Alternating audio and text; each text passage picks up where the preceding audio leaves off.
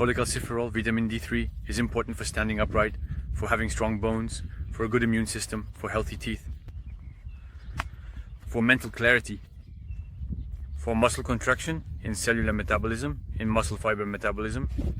But how do the Nordics manage? How did the Vikings manage? First element of the answer. The Vikings already, they tried to invade the Frankish kingdom in the 10th century, 11th century, etc. After Christ, of course. Which led to the founder of the Dukes of Normandy, Rollo, one of whose descendants is William the Conqueror, who would go on to conquer England, William the Foss of England, and who is the ancestor of the Plantagenet dynasty, with Eleanor of Aquitaine, whom you know from Aquitaine. And I think that if these Vikings arrived in the Frankish kingdom, it was because they were tired of not having enough natural light and not enough vitamin D. Now, an answer that you will appreciate much more and is far less offbeat. Just, it's so beautiful. I have been to Sweden twice. Once in October and once it was in May. I was impressed in May by the fact that the sun rose super early. Compared to France, actually. It was a school trip. And on June 21st, in Sweden, you will also see the difference with France, Switzerland, Europe. There you go.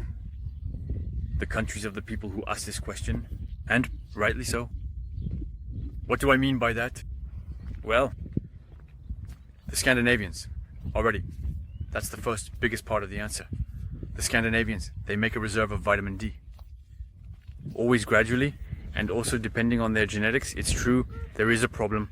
Related, well, a problem. There is a different management of the sun, depending on our genetics, depending on our levels of pheomelanin and eumelanin. Pheomelanin on one side, and eumelanin which is dark on the other.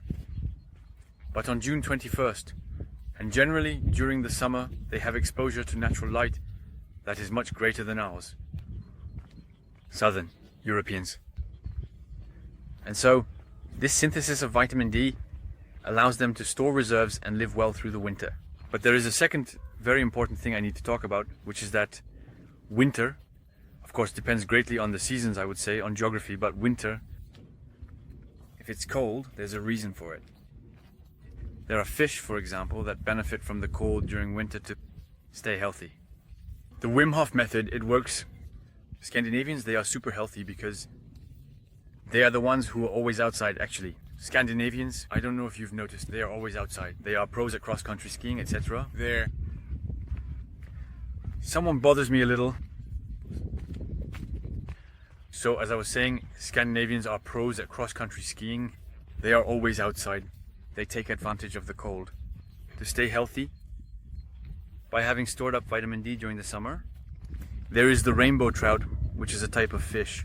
By the way, it's funny that it's called rainbow because it reminds us of the colors that make up white light.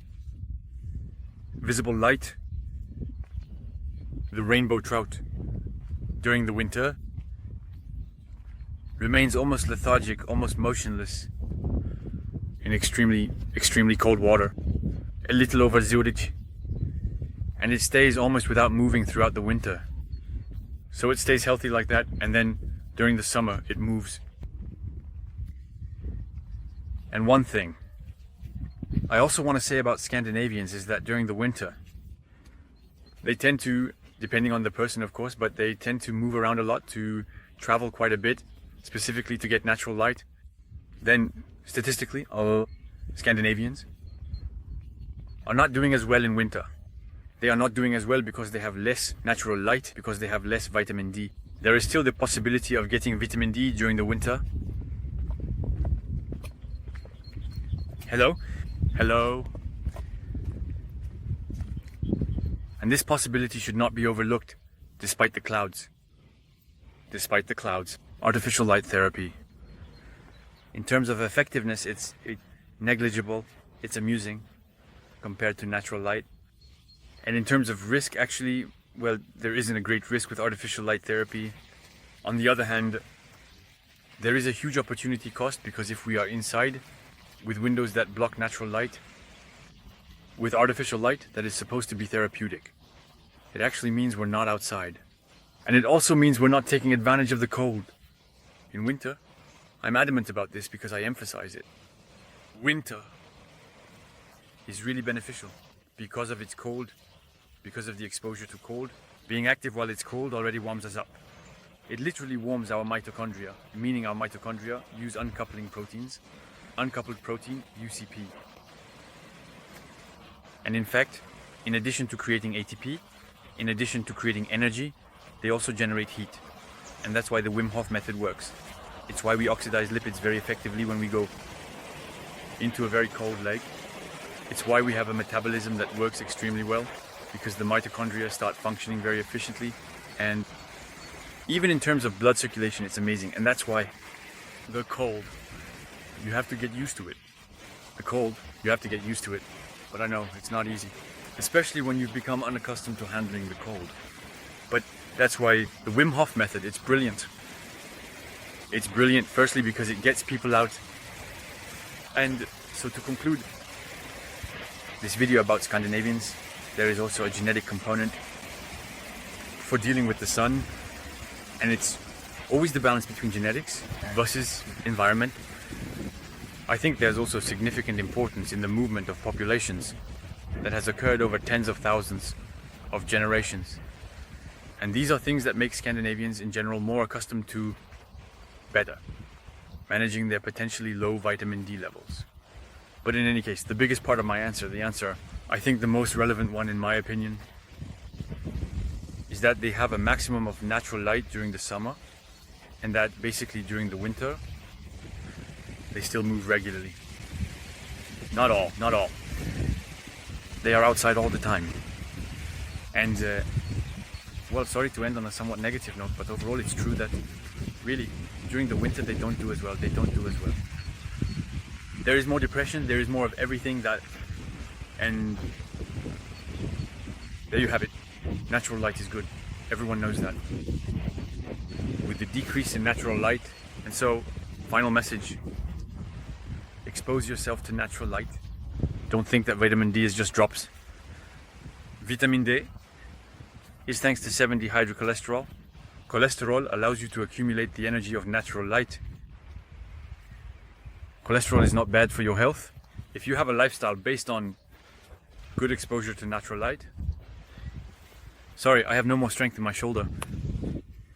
On good exposure to natural light, on low exposure to artificial light, on a good connection to the earth, a good connection to the sun, how spiritual it is, how woo, how quirky it is.